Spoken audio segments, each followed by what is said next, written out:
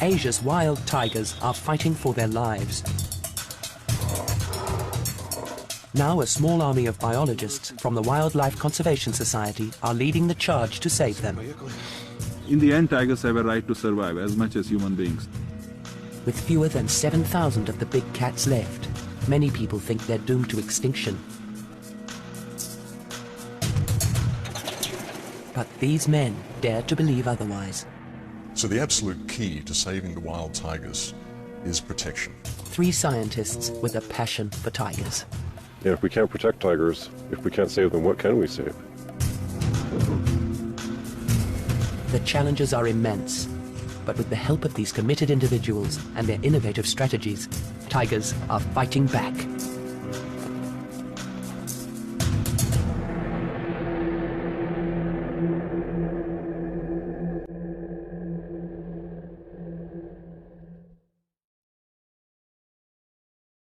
In the Russian Far East, a young tiger is on the move.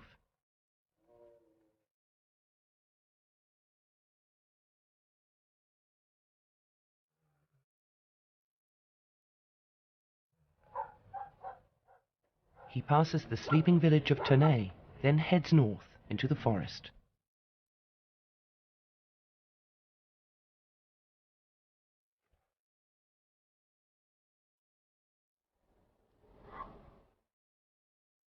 Nobody sees him, but his presence hasn't gone unnoticed. Close on his trail are American biologist John Goodrich and Russian tracker Kola Reben. They know this tiger.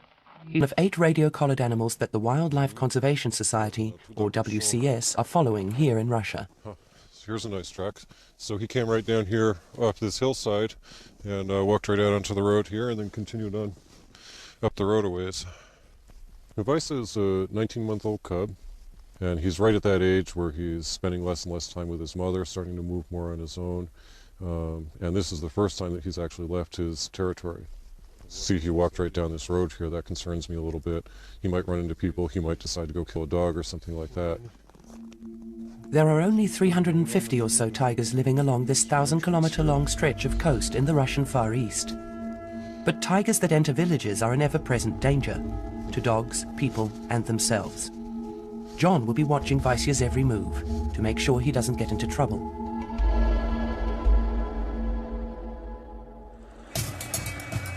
Nearly 4,500 kilometers to the southwest, 2 investigators are going undercover.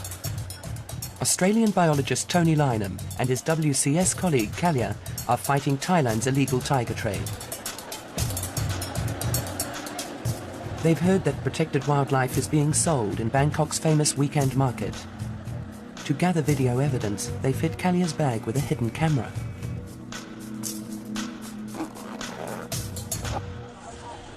Until just a few years ago, tiger skins and bones were openly on sale here.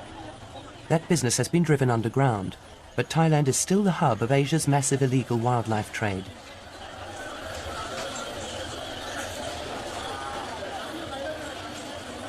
There are no tiger parts for sale today, but they're about to find some animals that are even more endangered. Oh, look at that.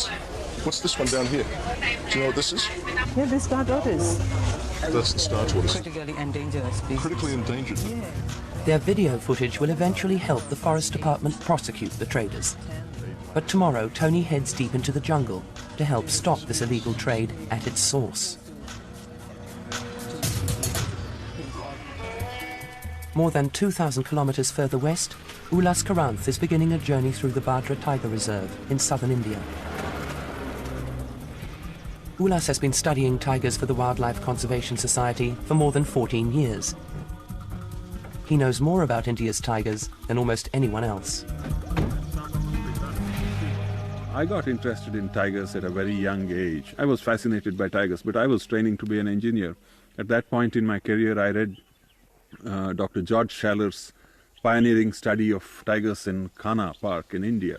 It triggered this passion in me, said this is what I really want to do in life. So I retrained myself from being an engineer to a wildlife biologist and eventually ended up working with WCS, where Dr. Schaler also works. The Wildlife Conservation Society, headquartered at New York's Bronx Zoo, uses science to spearhead its battle to save tigers. Biologists like Ulas are at the front line, gathering intelligence about these elusive big cats. Tigers are one of the most difficult species to study. Their scarcity is the single biggest reason. Then they live in extremely dense cover. And they're very secretive. They tend to avoid people. So all the combination of these characteristics makes it very, very difficult to study them. So you're kind of clueless wandering in the forest and you have to pick on every little thing, and tracks are extremely useful tools for finding out whether tigers are in a place or not. We see these tracks facing in all different directions, and that's because the tiger has come first, had a drink, turned around, come out, and then reversed into the water to cool off. For Ulas, understanding tigers and trying to save them go hand in hand. In the last century, Asia's tigers have disappeared from over 95% of their former range. Now less than 7,000 survive in just 14 countries. WCS works in 10 of these, from India, across Indochina, to the Russian Far East. There are those who said in 1993 that the tiger would go extinct by the year 2000. I was one of the skeptics. I said, no, that's not going to happen. Ulas knows there is no magic bullet to save tigers. Each country has to come up with its own rescue package, but he believes there is good reason for hope.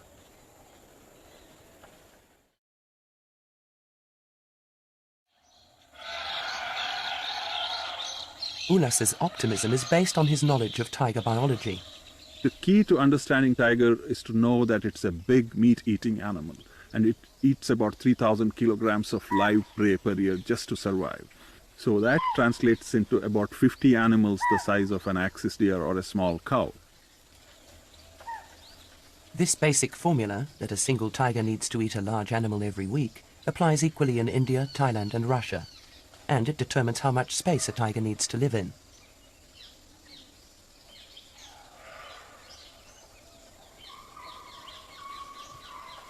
Bhadra Tiger Reserve is in southern India's western Ghats. These are potentially rich forests with lots of food for hungry predators. 100 square kilometers can support more than 15 tigers. A tigress might live her whole life within an area of just 10 square kilometers. Things are very different in Russia, at the northern limit of the tiger's range. There, prey density is very low. To find the same amount of food, Russian tigers need huge home ranges, up to 30 times larger than their Indian cousins.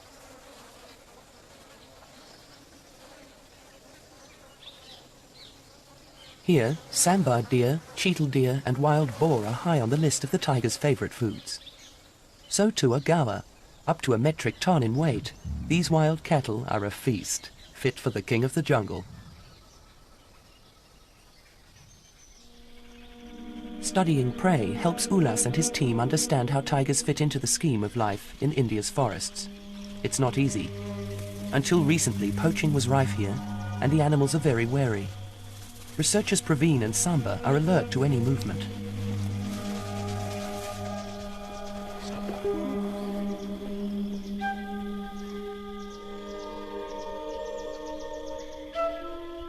This frontline survey is identifying how much food is out there for the world's largest cat. Although prey and tiger numbers are low at the moment, Ulas Karanth and his team are confident that this will soon change. But is the outlook as hopeful for tigers in other countries?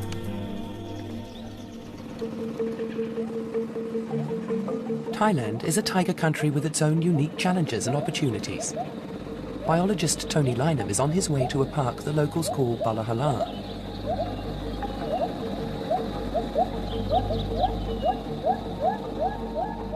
This rainforest is in the far south, on the border with Malaysia. It's very wet, and there isn't much food for tigers. As a result, they're rare and hard to find, as Tony knows only too well. I have not yet seen a tiger in the wild. I've come very close. I've seen their tracks, fresh tracks that were so fresh that the water was still seeping into the hollows formed by the toes. Last month I got very, very close. I was probably 10 seconds away from seeing a tiger. I'm sure I've been in places where tigers have been sitting, watching me, but I haven't seen the tigers because they've been hidden. Rivers are the easiest means of access in these dense jungles. During the rainy season, this river floods its banks, but this is winter, the driest time of the year. Water levels are so low, the boat can only just make it. In the last 7 years, Tony has been to some of the most remote and inaccessible parts of Southeast Asia, carrying out surveys to find just where tigers still survive. 4.5 years ago, I came to the Bala Halar forest for the very first time. What I found here was an intact assemblage of carnivores: tigers, clouded leopards, panthers, leopard cats, marbled cats. They're all here. I was very, very impressed. I also found a prey base to support those carnivores, and what I thought I had here was something worth preserving. Alarmingly, Tony has found only a few viable populations of tigers in Thailand and in neighbouring Myanmar, formerly known as Burma. In many places, tigers have disappeared altogether. But with an estimated 50 or so tigers, Bala Halar is an exception. So why are tigers hanging on here when they're vanishing from many other places?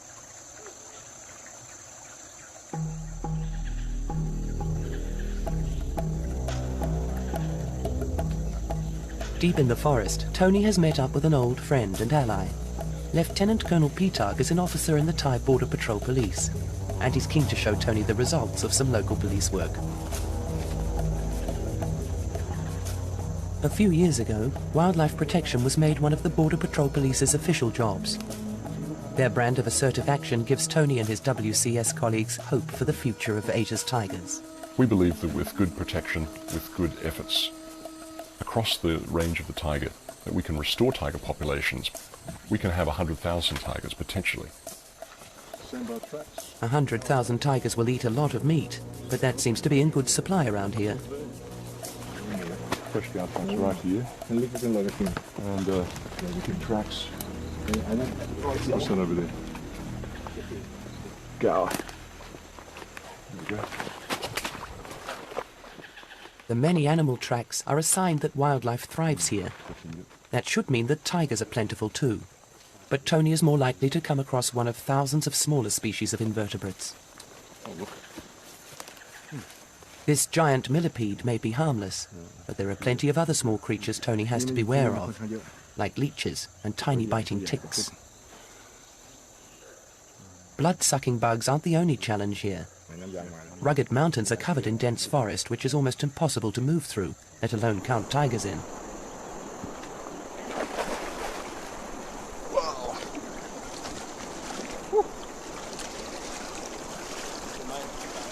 Being constantly wet is another of the many discomforts of this job.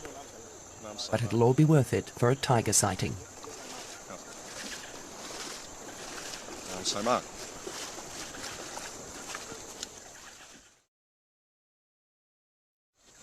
Look, fresh tracks here. That must have been, let's see, possibly yesterday, maybe last night. Fresh tracks. One animal's come this way. Fresh chew marks on these grass blades. Yeah, very, very fresh. Okay. Yep. It's a rare sight. A herd of gaur feeding in the open. Where there's gaur, there must be tigers. It's unusual in Thailand to see these shy, wild cattle in such numbers. Tony counts 19 animals, including young. Police protection is ensuring a good food supply for local tigers.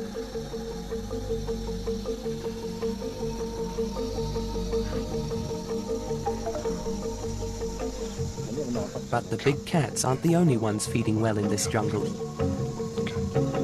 What's that? Leech? A leech? That's a full one. A fat leech has been helping itself to a meal of blood. Yeah, it's full of blood now. All right. Look at that. Kanna. Kinlo kan. These yellow striped ones give a bite that is very, very itchy for weeks. Nasty piece of work. Okay. In the wet jungles of Thailand, it's small animals, such as leeches, that are the biggest hazard of the job.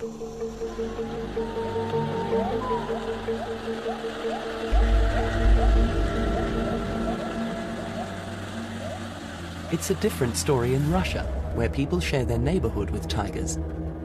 On average, we usually get maybe 2 problem tigers a year, and that being a tiger that's coming into a town killing dogs or killing livestock, something like that. So far this year, knock on wood, we haven't had any problem tigers. John is part of a team called in to deal with tigers that come into villages like Ternay to ensure there's no conflict between people and predators. John is keeping a night watch to make sure that the young male Vaisya doesn't enter the village and get into trouble. From his house on the hill, he can pick up the signal from Vaisya's radio collar.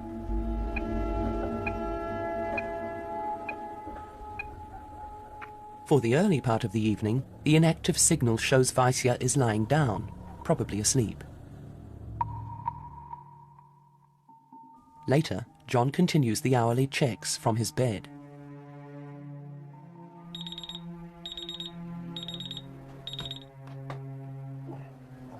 His vigil could save a life. 2 years ago, a tiger walked right through Ternay. It passed within 100 meters of his house, killing and eating a neighbor's dog.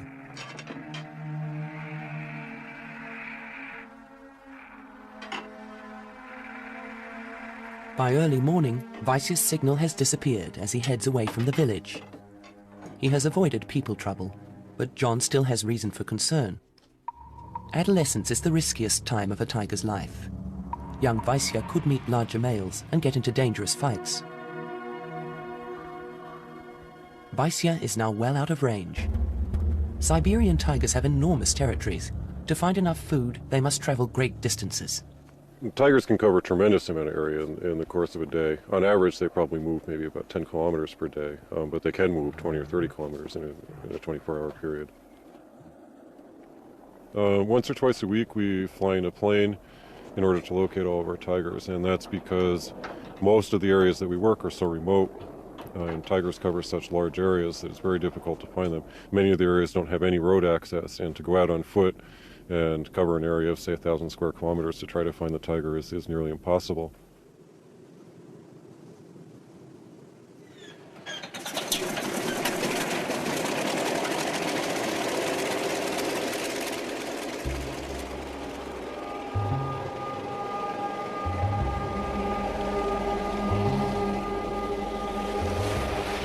The Antonov biplane has been flying since 1947.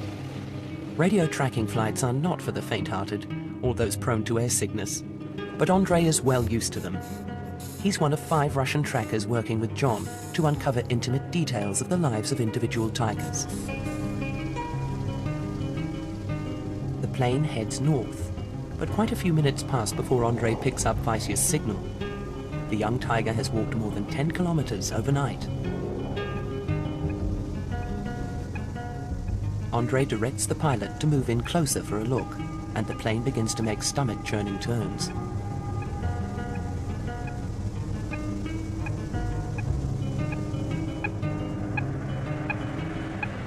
Then he sees Vaisya. This is as close as the team usually get to their study animals. John still remembers his first tiger sighting 8 years before.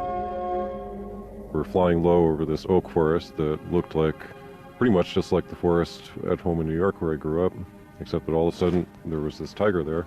And it was amazing on kind of 2 fronts. One, it was just absolutely amazing to see a tiger, this big, beautiful orange animal running through the forest. But it was also amazing to me how natural it looked and how much it seemed like he belonged there. The plane leaves the young male and heads in search of the 7 other radio-collared tigers.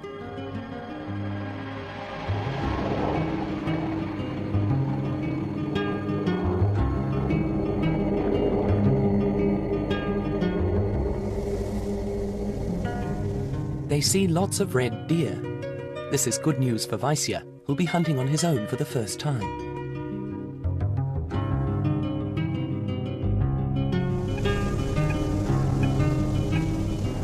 After 5 more minutes, they find Olga. And she's not alone. She has 3 young cubs with her. Olga's a really important animal in our study. She's been radio collared for 11 years. We captured her when she was 1 year old, so we know exactly her age. We know that she's 12 years old. We've monitored her through 6 litters. She'll give us wonderful information on the reproductive lifespan and the overall lifespan of a tiger.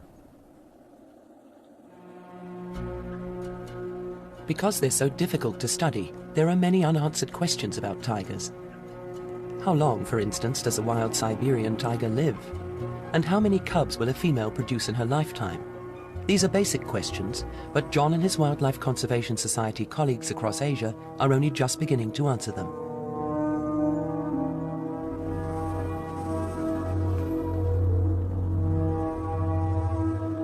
They have to be detectives, gathering clues to piece together a picture of how tigers live and what they need to survive. Because they work in such different countries, each biologist collects his information in quite different ways. Today, John is out to investigate a possible tiger kill. But first, he has to make sure he's not in any danger himself. So caller reported seeing some crows over here, which means we might have a kill. I just want to check and make sure we don't have any radio-collared tigers in the area. However slim, there's also a chance that John could still be surprised by an uncollared animal. Nope, no signals.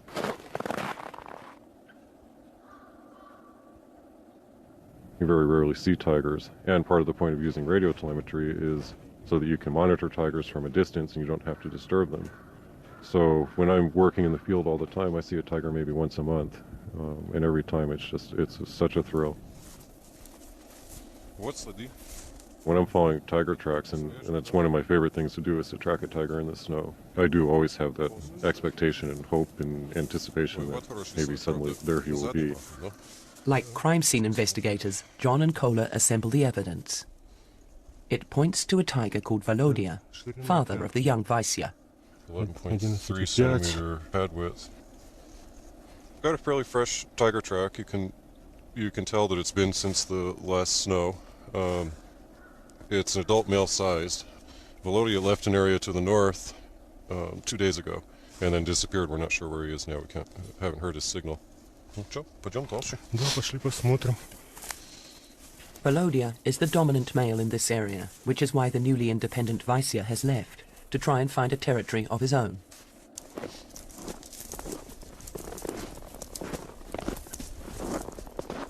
The tracks here have gotten drifted in with snow, and we've lost him, but we'll just go into the woods and look around, see if we can find him there. John and Kola hope the trail isn't about to go cold. Every tiger print tells a story. Really beautiful tracks. You can see how he chooses where the snow is hard so he can walk on top of it, doesn't break through. John Goodrich and Kola Rybin have become experts at tracking Siberian tigers in the winter snow. So these tracks are coming up, and that's because when the tiger walked through here, they packed the snow down, and then when the wind blew the snow away, it didn't blow the packed down snow where the tiger walked. So that means that the tiger walked here in the fresh snow before the wind started blowing and blew the snow away. The pieces of the puzzle are falling in place. They know which tiger made the tracks and when it was here. Then they begin finding clues that suggest what it killed. So we've got some blood here and stomach contents, and some hair that's either elk or sika deer. It's fairly light color, it's probably elk. The signs of life and death are clearly marked in the snow. Here the tiger dragged the elk or red deer for a few hundred meters. With every kill they track, John and Kola learn more about the habits of their tigers. They know, for instance, that red deer are a favorite prey item, and that wild boar come a close second.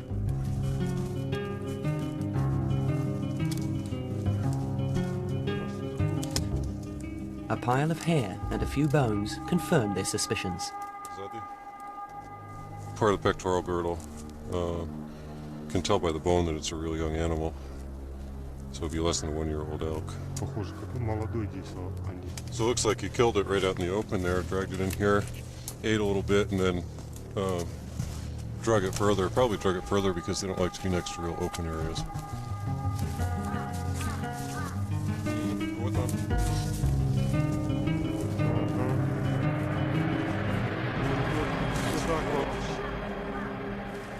Finally, they find the frozen remains. Less than 10% of a tiger's hunts are successful. This was a well-earned meal. See how honesty. Got a elk calf. See tooth marks right here in his throat. Pretty much everything here is eaten. Just got a pile of hide. A little bit of meat left on his neck that the tiger didn't eat. After a big meal like this, the tiger Volodya won't need to eat again for a few days. It's just as well. A snowstorm is blowing in from the Sea of Japan.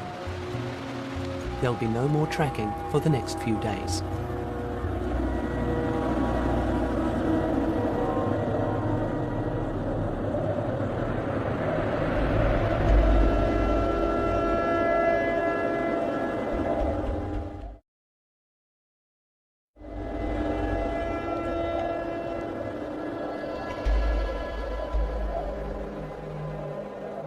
For a few months each winter, John has a unique opportunity to get to know individual tigers' daily habits from tracks they leave in the snow.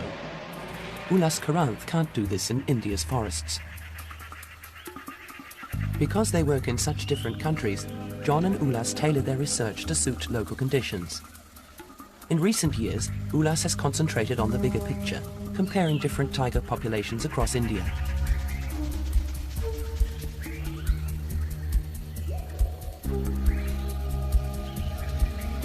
Luckily, tigers have some habits that help. They enjoy the easy travel that roads offer, and they mark their territories with droppings. In the process, they leave behind clues. Ulas and his team are always looking for insights into their secretive study animal.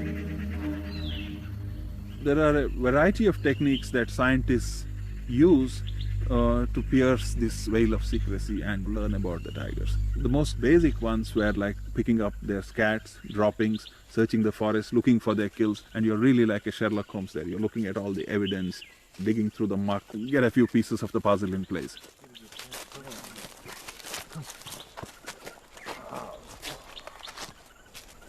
Looks like a tiger scat. The quantity shows that it's a tiger scat.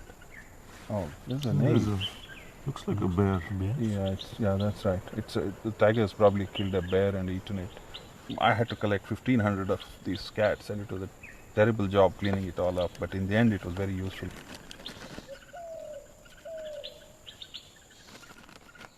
It may not be glamorous, but it's one way for Ulas to get a close-up look at the tiger's dietary habits.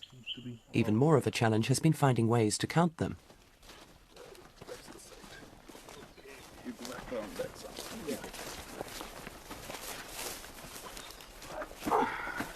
I got interested in the idea of monitoring populations of tigers, and this has been a very difficult challenge. Really, counting tigers, is more difficult than looking for needles in a haystack, because they're so scarce, they're so secretive, and in a vast country like India, even in a single reserve, it's very difficult to count tigers. To maximize his chances, Ulas carefully chooses a track which is likely to be a favored tiger route. No, you need to wrap it a little more carefully. This is a camera trap. 2 small cameras and an infrared beam. A passing tiger triggers it to take a self-portrait, one of each side of its body. Okay. Where's the other cable? Tigers are uniquely marked. I didn't have to go and paint my tigers. They had these body stripes or barcodes or whatever you call written on them. It's basically 2 or 3 things you look for. Position of the stripe on the tiger's body, its shape, and its size. Yeah. And once you get that, it's like barcoding you find on a library book. Tigers are like big barcoded library books walking around. People think camera trapping is some high-tech method, and to identify tigers you have to be an expert, some kind of an Einstein. No, it's very simple. My daughter could ID them when she was 12 years old. So far, Ulas has photos of 7 individual tigers from Bhadra. From that, he estimates the park is home to fewer than 20. It doesn't sound like a lot, but it's a number he expects will soon increase.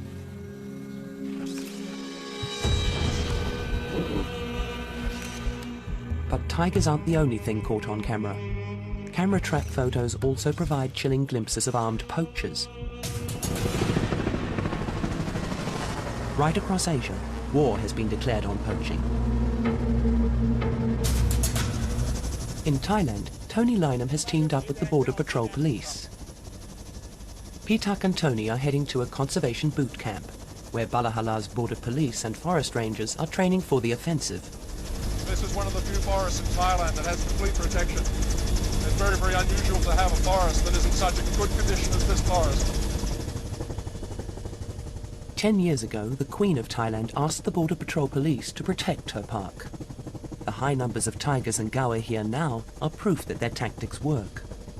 Tony knows that the future of tigers lies in the hands of local people, such as Pitak.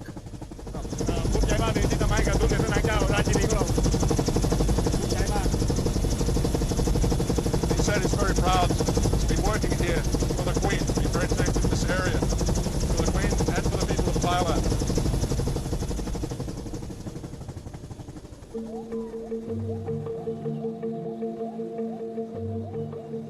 The week-long training camp that Tony and Pitak are flying to has been organized by the Wildlife Conservation Society to help its partners in the fight to save Thailand's tigers.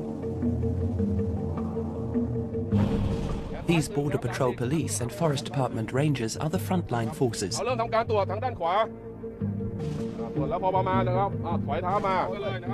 The Rangers are learning how to defend themselves and how to safely make an arrest. This could be the difference between life and death in a confrontation with an armed poacher. The Forest Department and Tony, meanwhile, are teaching the police about the illegal wildlife trade. So this is a tiger tooth. Yes, tiger. It's unmistakable, isn't it? It's very big. Very big. Very, very large. Not medicine. No. A lucky charm. Lucky charm. It may be a lucky charm, but not for the tiger. อันนี้ในร้านตามกล่องเนี่ยเขาบอกว่าเป็น tiger bones. In the market they say it's from tiger. Tiger. Yes, Okay. from tiger. Tiger bone. Tiger bones. Okay. The demand for medicines made from tigers is driving them to extinction. 50 baht. That's 50 baht tooth. Yeah. And what is this now? This is tiger bone pills. Yes, tiger bone pill. A good tonic for general weakness, muscular aches, and take 10 pills each time, 3 times daily after meals. But there is no magic pill to save tigers. Tony will soon return to the jungles, finding out where tigers still survive. In doing tiger conservation, it's important to know that there is something out there to preserve, that there are still tigers left. When we see the signs of tigers, it's a good feeling. It makes us all realize that what we're doing, the efforts that we're making, are worthwhile. The icing on the cake would be to see a tiger, but as yet, I haven't had that opportunity. Not seeing a tiger hasn't blunted Tony's passion for his work. He firmly believes that Thailand's tigers have a future in protected areas such as Balahala. In Russia, the only major road to the village of Ternay runs right through the Sakoti Alin Biosphere Reserve. This is prime Siberian tiger habitat. But a constant stream of trucks carry timber from other forests straight through the reserve. John Goodrich knows only too well that this road is very bad news for tigers. In the past 10 years, we've had 5 radio-collared tigers poached on this road, and we've had 2 tiger cubs hit and killed by cars on this road. There has been no successful reproduction on this road in the past 10 years because these tigresses were killed. They all had cubs when they were killed, and the cubs were too young to survive on their own, so the cubs also died. Got an eagle circling up here. I'm going to stop and watch him because that is often associated with tiger kills.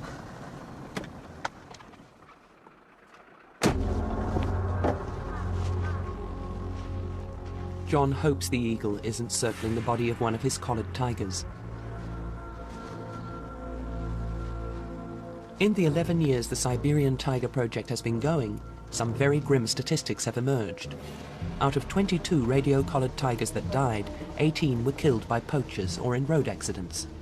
This is particularly bad news, as it's estimated that fewer than 30 tigers live in the reserve. Nobody knows how many prey animals have also been poached.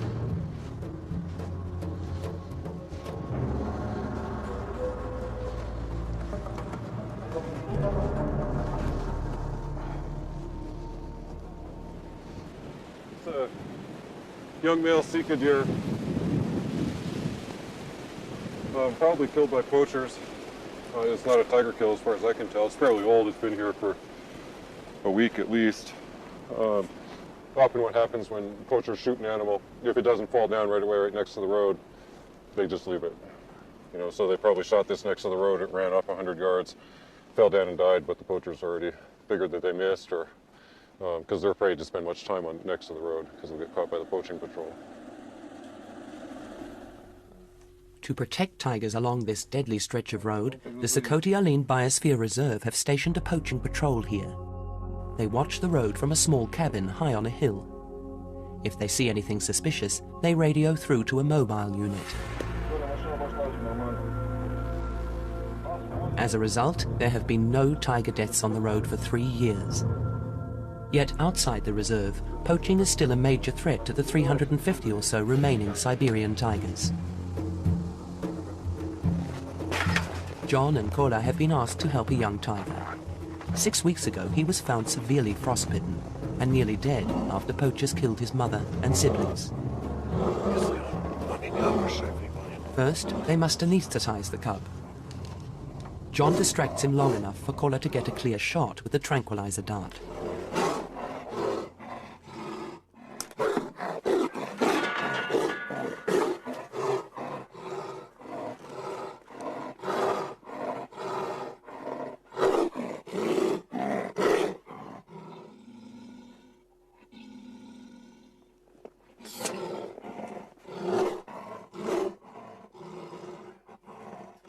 John and Kola have done this many times before.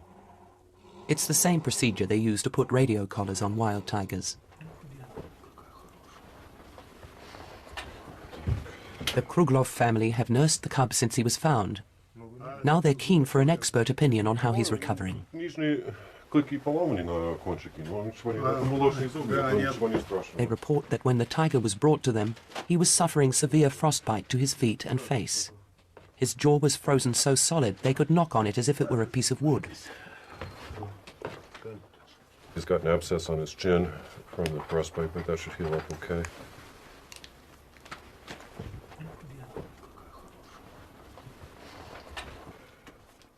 While the tiger is under anesthetic, Kola collects blood samples that will help alert them to possible diseases.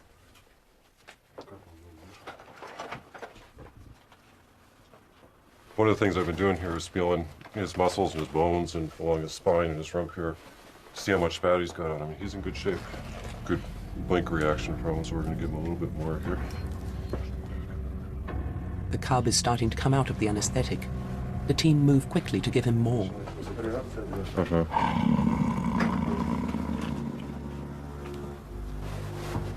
It's a risky business. Too small a dose and the tiger may wake up. Too large and he could stop breathing.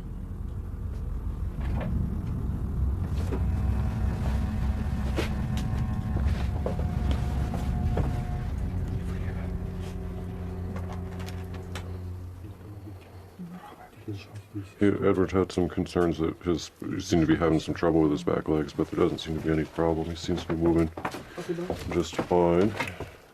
He lost one claw here on his back leg, but it's drawn back, so that's okay. His progress is carefully documented. But there's another reason for the photos. Photos we can take for identification purposes. If he escapes or something and then the tiger skin shows up somewhere, we'll be able to identify it. Looks good. It's a bitter irony that photos taken to show how well the cub is recovered may one day be needed to identify his body.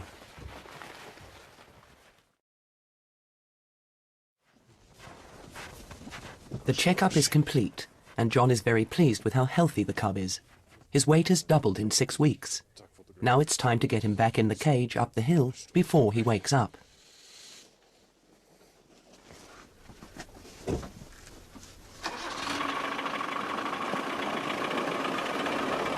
He's growling. I can feel it in his chest. We're gonna have to get him in his cage fast, so get ready.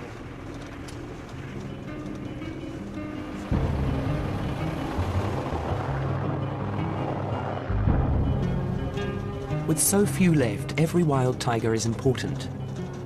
This is one tiger encounter that John would prefer not to have had. Although he's healthy, this cub is probably too young to survive on his own in the wild.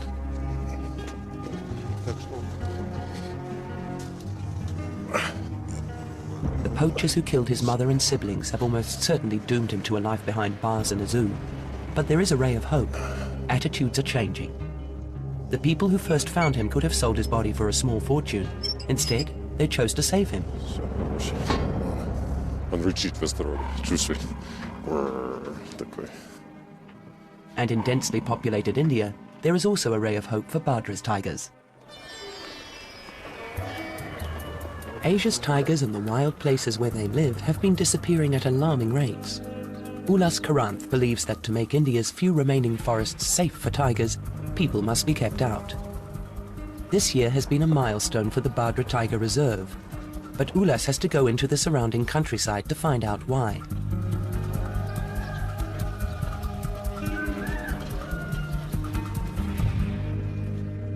Until a few months ago, 730 families lived in Badra. As an incentive to relocate out of the tiger reserve, the villagers were offered land and new homes by the government. Ulas and Girish have been strong supporters of the relocation, and they're here to find out how people have found the move. Ulas understands that to save tigers it is also important to look after local people. What has happened here seems to be benefiting both. As well as new homes, the villagers now have a school, and they're growing better crops than they ever managed inside the tiger reserve. He says one of the main things is the damage from animals has come down, so because of that he's getting better crops. Hungry elephants no longer raid their rice fields and sugarcane groves. One of the things that she says, they are so much healthier because they sleep a lot more. Once they had crops there for 6 months a year, they couldn't sleep at night. They had to guard the crops, and they don't have to do that, and they're really sleeping well these days. The wild animals in Badra Tiger Reserve are sleeping more easily now too. The 16 villages that used to fragment the park have gone, and without people there will be less poaching. Ulas believes this approach is the key to saving Badra's tigers and their prey. I'm very sure that tigers can't be saved by scientists and science alone. All elements have to be in place. But what science does is channelize all this passion in the right direction, because you can be full of passion and be doing absolutely the wrong thing. It's the knowledge that science provides that allows you to do the right thing in the most efficient way. A tigress can produce between 2 and 5 cubs every 2 years, so with enough food, their numbers can recover quickly. Ulas expects that in 10 years, Badra's tiger population will be 3 or 4 times what it is now. It is this knowledge which gives the Wildlife Conservation Society such hope. Tiger as a species has a right to survive because we didn't create the tiger, we inherited it, and we need to pass it on to the future generations. There's immense potential actually. If we get our act right, I think there's a lot of room for tigers on this earth. Even in a continent that's home to more than 3.5 billion people, Ulas and his WCS colleagues believe there's room for up to 100,000 tigers. Their ambition is to see tigers thriving, whether they live in India, Thailand, or here in Russia. Kola and Vladimir are returning from another day's tracking. It's been a good winter. All the Siberian Tiger Project's radio-collared tigers have survived. No problem animals have come into villages. And there's more news. After a few days on his own, the young male, Vaisya, has returned to the security of home. Вася искал свое семейство. Да, нашел следы Лидыны, мамы, и начал. Ветер задувает следы, не видно. They were just tracking Vaisa, who apparently came back across through Tournai last night and then came down here and was looking for his mom and his sister, and he was following their tracks. But he'd come to these places where the wind had blown the snow clear, so Vaisa would lose the tracks, and he found a tree that his mom marked and found the tracks again, and then he'd lose them and look and look. But eventually they met up and they're all together now. In a country where so many tigers are killed by poachers and road accidents, it's a rare thrill for John to see a tigress raise 2 cubs to adulthood. His work has shown that Siberian tigers need such big territories, it's just not possible to fence them in. In this vast wilderness, people must be willing to live alongside tigers. But John is positive. There's a tremendous amount of very wild and pristine habitat in the Russian Far East. So I think there's a lot of hope for Siberian tigers. Tigers are these magnificent animals, and they're one of the most well-known, most charismatic animals in the world. Everybody knows what a tiger is. And if we can't protect tigers, if we can't save them, what can we save? From the snows of the Russian Far East to the humid jungles of Thailand and the dry forests of India, the challenge is the same: to give tigers food, room and protection to ensure they have a future. Each country is tailoring its own rescue package to suit local conditions, and Wildlife Conservation Society biologists are leading the charge, united by a common passion: to give tigers a fighting chance.